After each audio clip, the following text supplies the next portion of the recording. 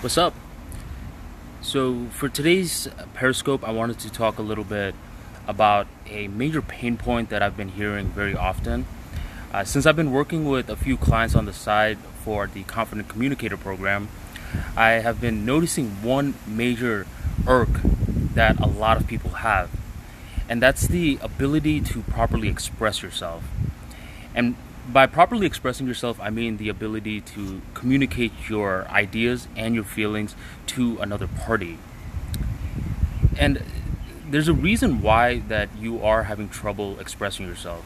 And since I heard the pain point enough times, I thought I would just make a video about it and address the reasons why you're going through this and exactly what you can do in order to fix this.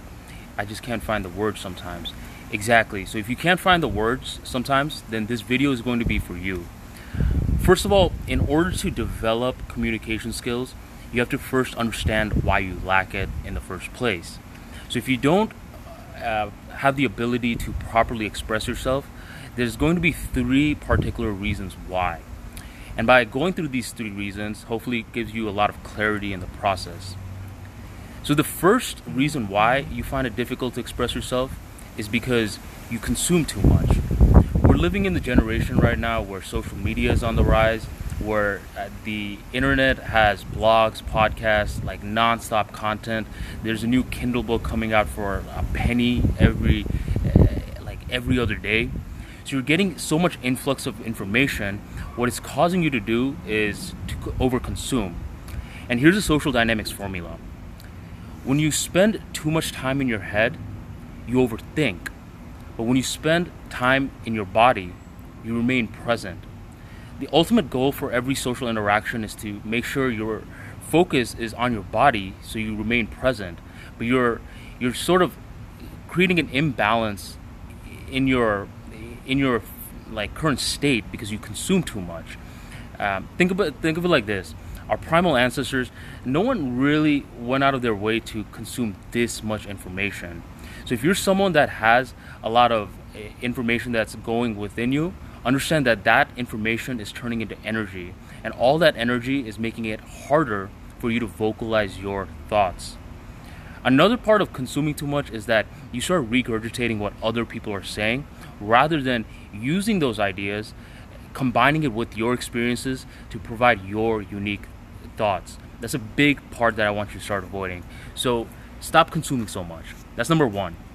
Number two is like this notion where you hear like the mainstream constantly say, you need to find your voice. The term finding your voice is complete bullshit. It's not real. In reality, it's all about creating your voice.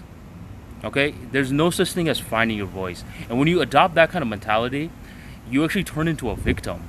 You turn into a victim because you think you're just going to be going through life and out of nowhere, or like something is going to happen and you just magically find this voice. And by waiting for this perfect moment, what happens is you start losing the ability to really create this voice that you're supposed to design on your own. How do you design it? You design it by properly producing. This is the exact opposite of step number one, where I'm telling you to stop consuming so much. Right now, you need to start producing. So pick the vehicle that you want to pick. If you like writing, build a Twitter account, work your way up from tweets to threads to blogs to books, something like that. If you like to speak, create a podcast. If you like to do videos, do Periscopes or YouTube videos, either or.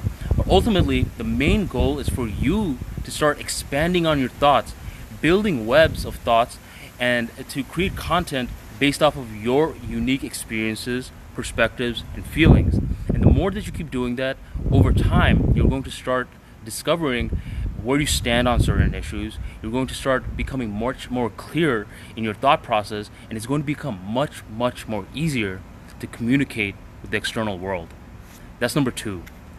And number three is by far the most important part. The reason that you find it very, very difficult to express yourself to the world is because you are afraid of being judged. That is the biggest problem that people face.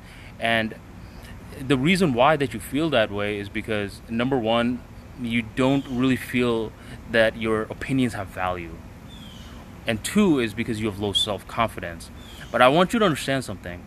If you are someone that's afraid of being judged, you have this problem where you think that you matter in someone else's life more than you really do.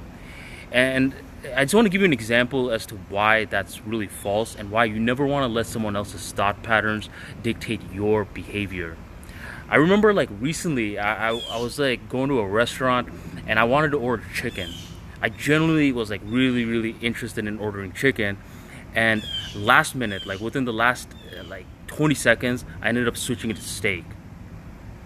Just within 20 seconds, my opinion from wanting chicken changed into wanting steak. That's how most humans are. Thought patterns are something that is fickle. It's something that can change within seconds.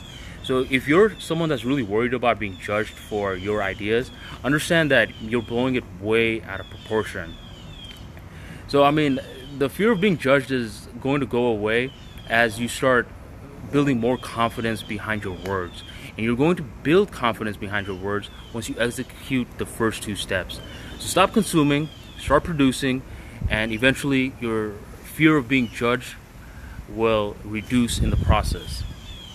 Now, these are just some tips that I cover in my Confident Communicator sessions, where I work one-on-one with clients in order to help them develop either public speaking, storytelling, or even just express their ideas in digital format for the digital space. If this is something that interests you, then go on and apply for a free 30-minute call.